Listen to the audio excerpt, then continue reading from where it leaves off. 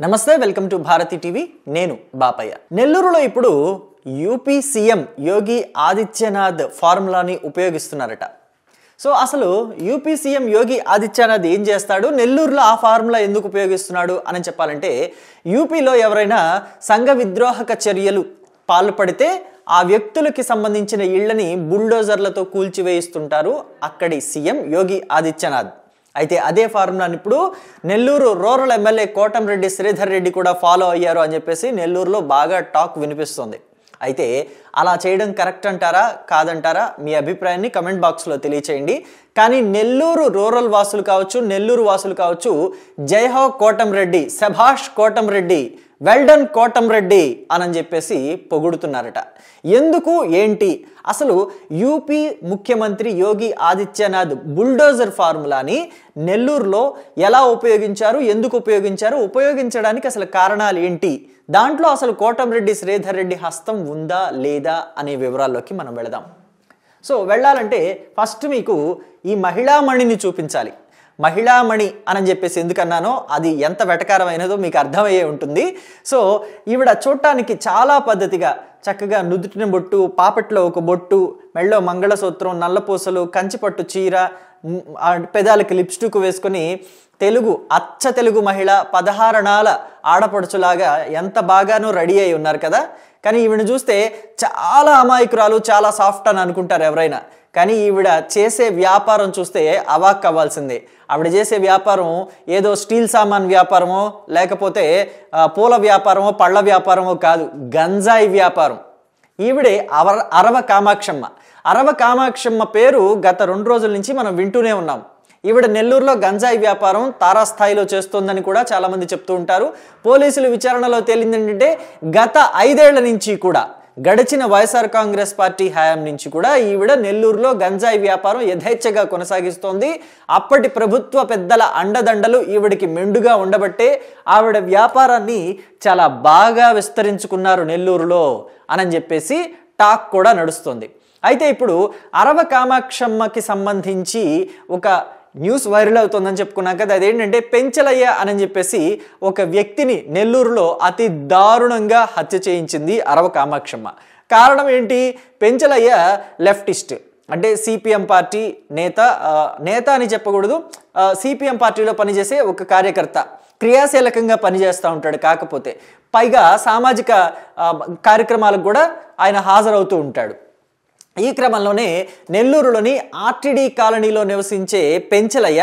వాళ్ళ ఏరియాలో గంజాయి అమ్ముతున్నారు అని చెప్పి విషయాన్ని పసిగట్టి టీడీపీ వాళ్ళతోటి సిపిఎం వాళ్ళతోటి అవగాహన కార్యక్రమాలు కూడా వాళ్ళ సహకారం తీసుకుని గంజాయి మీద అవగాహన కార్యక్రమాలు కూడా నిర్వహిస్తున్నాడు గంజాయి తీసుకుంటే ఏమవుతుంది గంజాయి ఎంత ప్రమాదం యువతని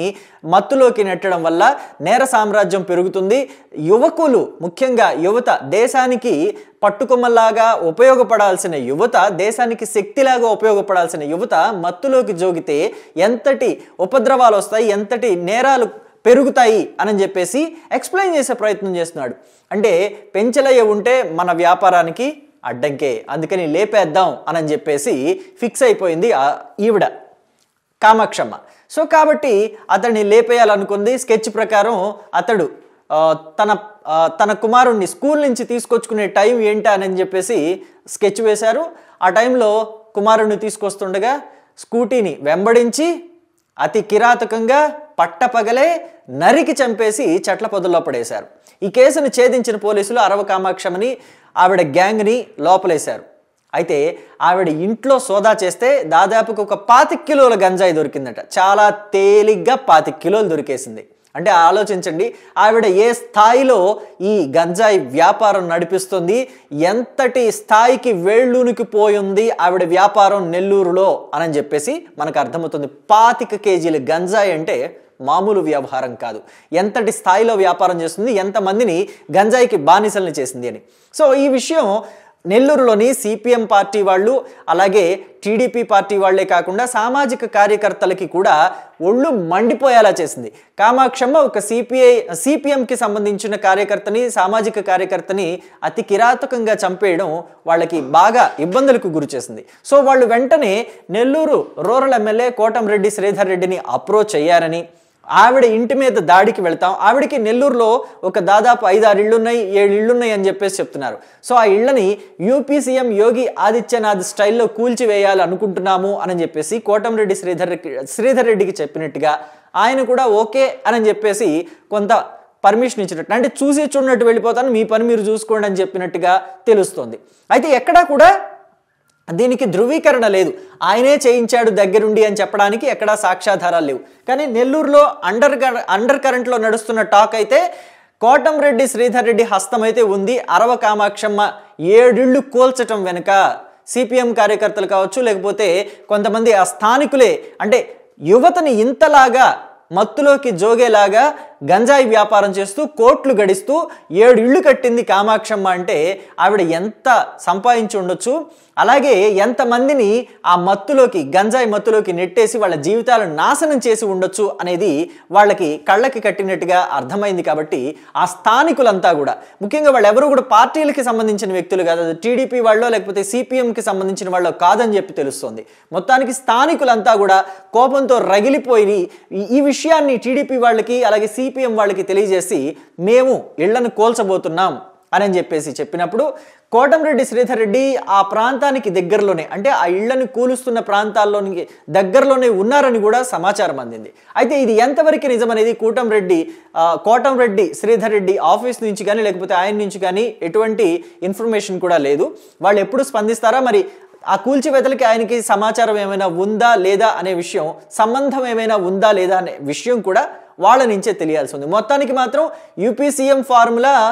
నెల్లూరులో అమలవుతోంది. అది నాయకుల ద్వారా అమలైందా, లేకపోతే ప్రజల్లోనే ఒక చైతన్యం లేకపోతే ఒక విప్లవం లాంటిది వచ్చేసి ఆ గంజాయి వ్యాపారం చేస్తున్న కామాక్షమ్మ ఇళ్లని కూల్చేశారా, ఇది తెలియాల్సి ఉంది. ప్రస్తుతం పోలీసుల ఇన్వెస్టిగేషన్లో తప్పకుండా తెలుస్తుంది. ఇళ్లని కూల్చివేయటం అనేది అధికారికంగా ప్రభుత్వం నుంచి కూల్చడం అనేది ఒక రకంగా ఉంటుంది, లేకపోతే ప్రజల్లోనే ఒక విప్లవం, ఒక తిరుగుబాటుతనం వచ్చేసి అరాచక శక్తులు, సమాజంలో అరాచకాలకి పాల్పడుతున్న అరాచక శక్తులు, సంఘానికి విద్రోహంగా ఉంటున్న కొంతమంది, అంటే సంఘ విద్రోహక శక్తులు ఎవరైతే ఉంటారో వాళ్ళ ఇళ్లని ప్రజలే కూల్చివేయటం అనేది గతంలో ఎప్పుడో మనం విప్లవాల సమయంలో చూసాం. కానీ ఇప్పుడు మళ్ళీ కామాక్షమ్మ విషయంలో చూస్తున్నాం. మరి నెల్లూరులో ఏ స్థాయిలో విప్లవాన్ని తీసుకొచ్చింది కామాక్షమ్మ ఉదంతం అనేది మనకి కళ్ళకి కట్టినట్టుగా అర్థమవుతుంది. సో దీని మీద అటు శ్రీధర్ రెడ్డి ఆఫీస్ కానీ లేకపోతే కోటంరెడ్డి శ్రీధర్ రెడ్డి కానీ స్పందిస్తారా లేదా అనేది వేచి చూడాల్సిన అంశం అనేది తెలుస్తుంది. మొత్తానికి నెల్లూరులో మాత్రం యూపీ సీఎం ఫార్ములా అమలైంది అని చెప్పడంలో కూడా ఎటువంటి సందేహం లేదు. అది నాయకుల నుంచి అమలైందా లేకపోతే ప్రజల్లో నుంచే వచ్చిన చైతన్యమా అనేది తెలియాల్సి ఉంది. Thank you.